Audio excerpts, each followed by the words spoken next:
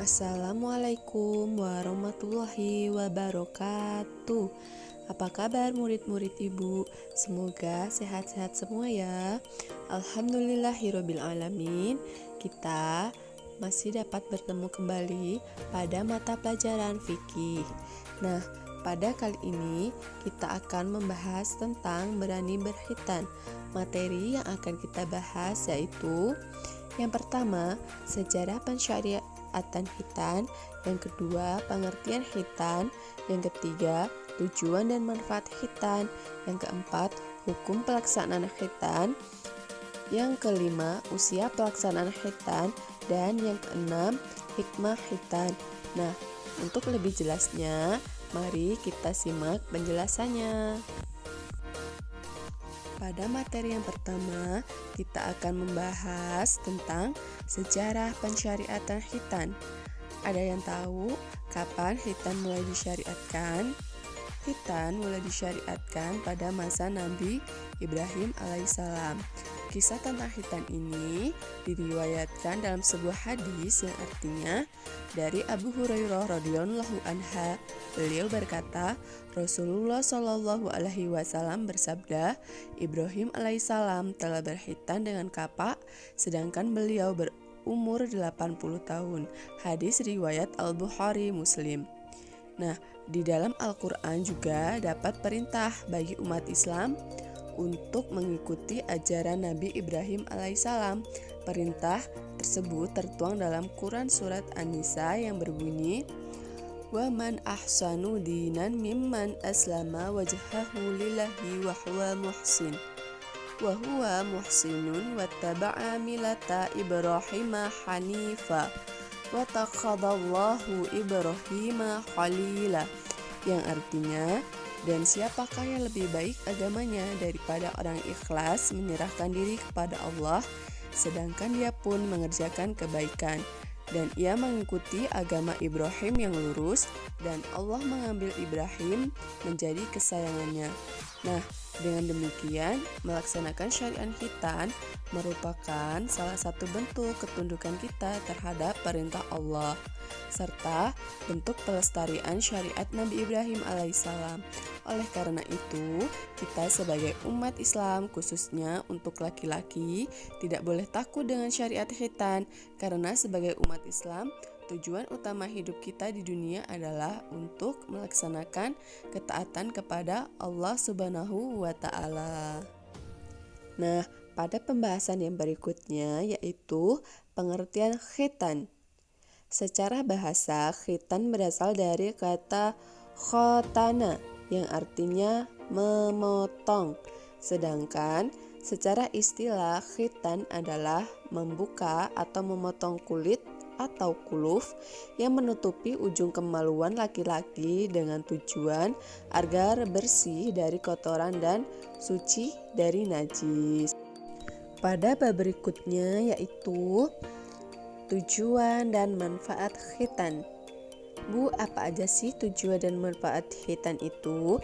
Nah, tujuan yang utama yaitu adalah sebagai sebuah bukti ketundukan kita terhadap perintah Allah sebagai zat yang maha bijaksana. Nah, manfaatnya apa aja sih Bu? Nah, untuk manfaatnya yang pertama, dilihat dari sisi kebersihan. Ternyata khitan adalah sebuah ibadah yang membantu kita menjaga kebersihan badan. Nah, apa hubungannya khitan dengan kebersihan badan? Sebagaimana kita tahu, khitan dilaksanakan dengan memotong kuluf yang menutupi kemaluan laki-laki. Setelah diteliti secara medis, ternyata ketika seorang laki-laki yang belum berkhitan buang air kecil, air seninya akan tertinggal sedikit pada kulufnya dan sulit untuk dibersihkan. Padahal sebagaimana kita ketahui bahwa salah satu syarat sholat adalah suci badan, pakaian, dan tempat dari najis. Artinya, jika seorang laki-laki yang belum berkhitan melaksanakan sholat, kemungkinan besar sholatnya tidak sah. Oleh karena itu, Nabi Muhammad SAW memerintahkan laki-laki untuk berkhitan. Nah, Dilihat dari tinjauan medis, khitan juga mempunyai banyak manfaat. Menurut para dokter, kuluf yang tidak dipotong akan menjadi sarang kuman. Jika dibiarkan terus-menerus, kuman-kuman tersebut dapat menimbulkan infeksi dan peradangan. Nah, yang lebih menakutkan lagi, peradangan pada kemaluan dapat menyebabkan penyakit kanker. Dengan demikian, sebagai seorang muslim, kita tidak boleh ragu untuk melaksanakan khitan, utamanya untuk mentaati perintah Allah serta untuk menjaga kesehatan badan. Pembahasan yang berikutnya yaitu mengenai hukum pelaksanaan khitan. Hukum khitan bagi laki-laki adalah wajib. Sementara itu, hukum khitan bagi perempuan masih diperselisihkan oleh para ulama.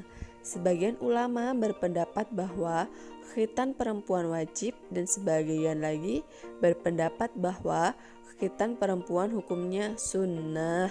Dalam sebuah hadis, Rasulullah Shallallahu Alaihi Wasallam bersabda, "Al-fitratu khamsun, al-khitan wal istighdad wa tangful ibti wa qasyush syarib wa taqlimu adfari."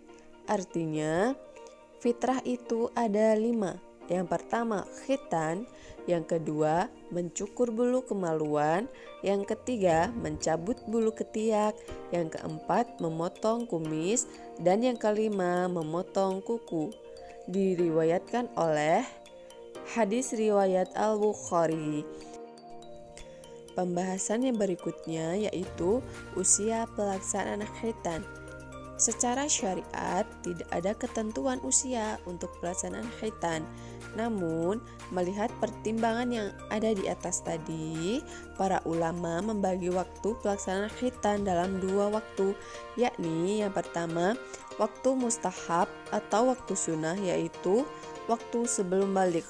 Beberapa ulama berpendapat bahwa khitan sunnah dilaksanakan pada saat usia 7 tahun. Namun, ulama lain berpendapat bahwa usia berapapun untuk melaksanakan khitan adalah baik. Yang berikutnya, waktu wajib khitan. Waktu wajib khitan yaitu pada saat anak balik.